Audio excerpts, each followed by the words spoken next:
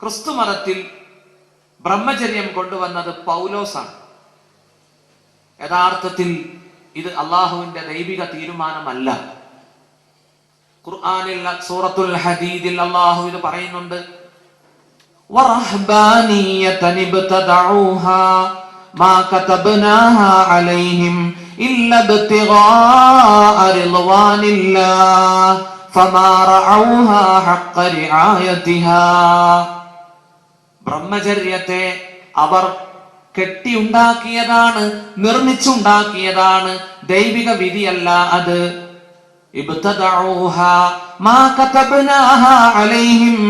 നാം അവർക്ക് അതിനെ നിർബന്ധമാക്കിയിട്ടില്ല, നിശ്ചയിച്ചിട്ടില്ല, കൽപ്പിച്ചിട്ടില്ല. ഒരു പക്ഷേ അവരത് ബ്രഹ്മചര്യം ആചരിക്കുന്നത് ഈശ്വര സാക്ഷാത്കാരത്തിനായിരിക്കാം, അവരുടെ ഉദ്ദേശം അതായിരിക്കാം. പക്ഷേ അള്ളാഹു പറയുന്നു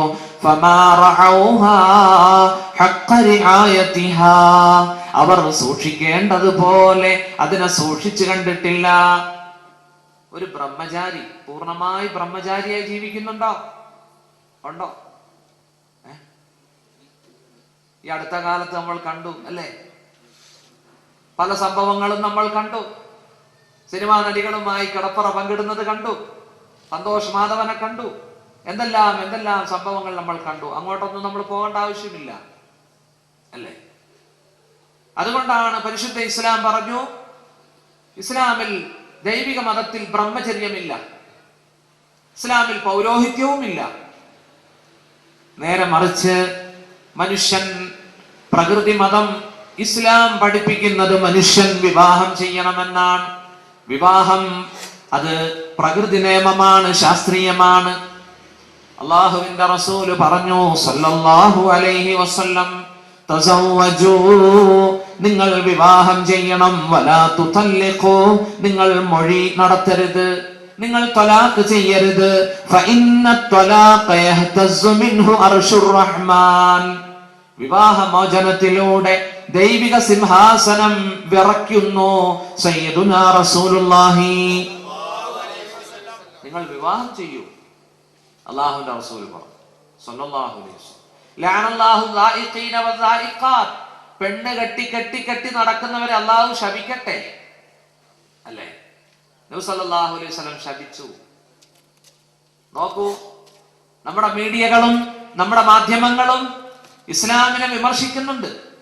പെണ്ണ് കെട്ടി നടക്കുന്നവരാണ് മുസ്ലിമീങ്ങൾ, മൊഴി ചൊല്ലി നടക്കുന്നവരാണ് മുസ്ലിമീങ്ങൾ.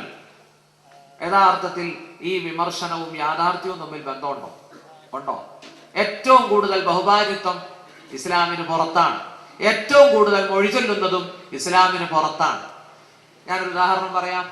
ശൂരനാട്, ഇത് ഹനഫി ജമാഅത്തല്ലേ, ശൂരനാട് ജമാഅത്തിൽ ഒന്നിലധികം വിവാഹം കഴിച്ചവർ ഒന്നോ രണ്ടോ പേര് കാണും. എനിക്കറിയില്ല, ഉണ്ടോ ആരെങ്കിലും ഒന്നിലധികം പെണ്ണ് കെട്ടിയവർ? ഉണ്ട് അല്ലെ? 2-3 പേരല്ലേ കാണുള്ളൂ, അത്രേ ഉള്ളൂ. എല്ലാ സ്ഥലത്തും ഇത് തന്നെയാണ് അവസ്ഥ. എന്നാൽ പ്രിയപ്പെട്ട സഹോദരന്മാരെ, ഞാനിപ്പോ കണക്കുകളൊന്നും ഉദ്ധരിക്കാൻ ഞാൻ ഡയറി കൊണ്ടുവന്നിട്ടുണ്ട്, അതിനകത്ത് കണക്കുകളൊക്കെ ഉണ്ട്, ഞാനിപ്പോ അങ്ങോട്ട് കടക്കുന്നില്ല. ഇത് വെറും ഒരു ആരോപണമാണ്, പ്രചണ്ഡമായ ഒരു പ്രചരണമാണ് അല്ലെ. ഇസ്ലാം വിവാഹത്തെ പ്രോത്സാഹിപ്പിച്ചു. എന്തിന്? ഇസ്ലാം ധാർമ്മിക മതമാണ്, ധർമ്മത്തെ പരിപോഷിപ്പിക്കുകയാണ്. വിവാഹ ബാഹ്യ ബന്ധങ്ങൾ ഇസ്ലാം നിരോധിച്ചു, വ്യഭിചാരം നിരോധിച്ചു. അല്ലാഹുവിന്റെ റസൂല് പറഞ്ഞു, യാ മഅ്ശറശ് ശബാബ്, അല്ലയോ യുവാക്കളെ, യുവാക്കളുടെ സമൂഹമേ, മനിസ്തതാഅ മിൻകുമുൽ ബാഅ, നിങ്ങൾക്ക് ശാരീരിക ശേഷിയും സാമ്പത്തിക ഭദ്രതയും ഉണ്ടെങ്കിൽ നിങ്ങൾ വിവാഹം ചെയ്യൂ. യാ മഅ്ശറശ് ശബാബ്, യുവാക്കളെ, മനിസ്തതാഅ മിൻകുമുൽ ബാഅ ഫല്യതസവ്വജ് ഫഇന്നഹു അഗളു ലിൽ ബസർ, അത് മനുഷ്യന്റെ കണ്ണിനെ സൂക്ഷിക്കുന്നു. വഅഹ്സനു ലിൽ ഫർജ്, ഗുഹ്യാവയവത്തെ കാത്തു സൂക്ഷിക്കുന്നു. വിവാഹത്തിന്റെ ഗുണമാണ്. വിവാഹം കൊണ്ടുള്ള ഗുണം എന്താ? അഗളു ലിൽ ബസർ, മനുഷ്യന്റെ ദൃഷ്ടിയെ അത് സൂക്ഷിക്കുന്നു. ഫർജിന്, ഗുഹ്യാവയവത്തെ അത് സംരക്ഷിക്കുന്നു. വമൻ ലം യസ്തതി', ആർക്കെങ്കിലും വിവാഹം ചെയ്യാൻ കഴിയുന്നില്ലെങ്കിൽ, ശാരീരിക ക്ഷമതയും സാമ്പത്തിക ഭദ്രതയും ഇല്ലെങ്കിൽ, അവൻ നോമ്പ് പിടിക്കട്ടെ, വ്രതമനുഷ്ഠിക്കട്ടെ. വമൻ ലം യസ്തതി' ഫഅലൈഹി ബിസ്സൗം ഫഇന്നഹു ലഹു വിജാഅ്, അതവന് അഭയമാണ്, രക്ഷയാണ്. നോമ്പ് പിടിച്ച് അവന്റെ വികാരങ്ങളെ അവൻ അമർത്തട്ടെ. കണ്ടോ? ഒരു ബ്രഹ്മചാരിയായി വികാരങ്ങൾ മുഴുവനും ഉള്ളിലൊതുക്കി ജീവിക്കാൻ ഇസ്ലാം പറയുന്നില്ല. എന്നാൽ വിവാഹബാഹ്യ ബന്ധങ്ങളിലൂടെ അവന്റെ വികാരം മുഴുവനും അണപൊട്ടിച്ചു വിടാനും ഇസ്ലാം സമ്മതിക്കുന്നില്ല. ഇതിന്റെ ഇടയിലുള്ള മധ്യമ മാർഗമാണ് ഇസ്ലാം തെരഞ്ഞെടുത്തത്.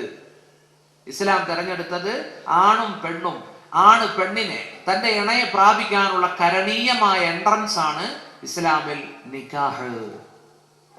നിക്കാഹ് മഹത്തായ ഒരു ഉടമ്പടിയാണ്, മഹത്തായ ഒരു കരാറാണ് നിക്കാഹ്. അപ്പോ ഇണയെ പ്രാപിക്കാനുള്ള മാർഗമാണ്, എൻട്രൻസ് ആണ്, വഴിയാണ് വിവാഹം. സുഹൃത്തുക്കളെ, വിവാഹം സംബന്ധമായ കുറച്ച് കാര്യങ്ങൾ നമ്മൾ മനസ്സിലാക്കേണ്ടതുണ്ട്. വിവാഹം പ്രവാചകന്മാരുടെ സുന്നത്തായ നടപടിയാണ്. ഹദീസിൽ വരുന്നുണ്ട്, അർബഉൻ മിൻ സുനനിൽ മുർസലീൻ. മുത്തുനബി പറഞ്ഞു സല്ലല്ലാഹു അലൈഹി വസല്ലം, 4 കാര്യങ്ങൾ പൂർവ പ്രവാചകന്മാരുടെ ചര്യയാണ്. അതിൽ ഒന്ന് അന്നിക്കാഹ്, വിവാഹം കഴിക്കലാണ്. മറ്റൊന്ന് അത്തഅത്തുർ, സുഗന്ധദ്രവ്യം പൂശലാണ്. മൂന്നാമത്തത് അസ്സിവാക്ക്, ദന്തശുദ്ധീകരണം ചെയ്യലാണ്. നാലാമത്തത് അൽ ഹിന്നാ, മൈലാഞ്ചി ഇടലാണ്. ഇത് 4 പ്രവാചകന്മാരുടെ സുന്നത്തിൽപ്പെട്ടതാണ്. ഖുർആനിൽ അല്ലാഹു പറയുന്നുണ്ട് സൂറത്തുൻ നഹ്ലിൽ, വലഖദ് അർസൽനാ റസുലൻ മിൻ ഖബ്ലിക് വജഅൽനാ ലഹും അസ്വാജൻ വദുർരിയ. നബിയേ, അങ്ങേക്ക് മുമ്പ് ധാരാളം മുർസലീങ്ങളെ നാം അയച്ചിട്ടുണ്ട്. അവർക്ക് നാം ഭാര്യമാരെ നൽകിയിട്ടുണ്ട്, അവർക്ക് പുത്രന്മാരും നാം നൽകിയിട്ടുണ്ട്. അസ്വാജൻ വദുർരിയ, അവർക്കെല്ലാം സഖിമാരും അവർക്കെല്ലാം പുത്രന്മാരും കുഞ്ഞുങ്ങളും ഉണ്ടായിട്ടുണ്ട്.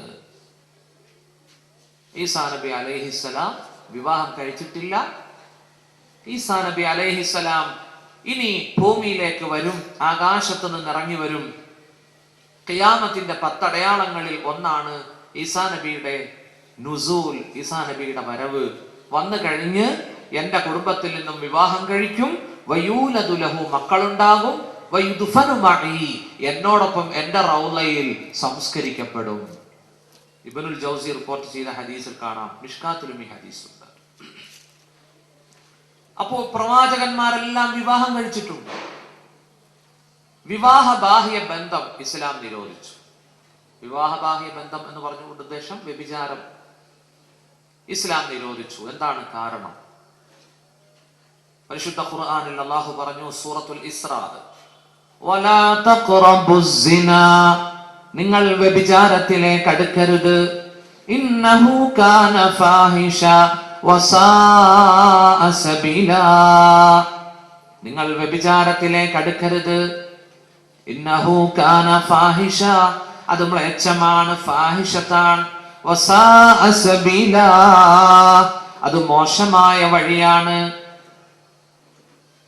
മനഃശാസ്ത്രം പറയുന്നത് അതിലേക്ക് പ്രവേശിച്ചാൽ അങ്ങ് പോയിക്കൊണ്ടേയിരിക്കും. വസാഅ സബീല, ആ വഴിയിലൂടെ പോയിക്കൊണ്ടിരിക്കും. അല്ലാഹു കാക്കട്ടെ.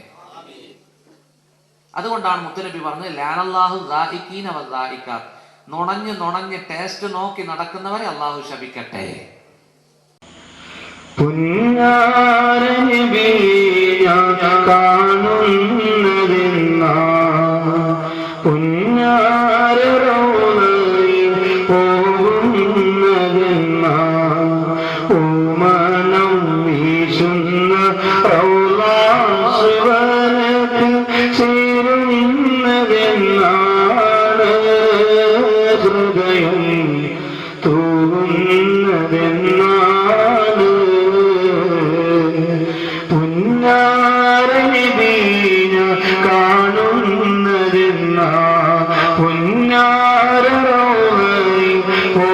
പോകുന്നതെന്ന പൂമണം വീശുന്ന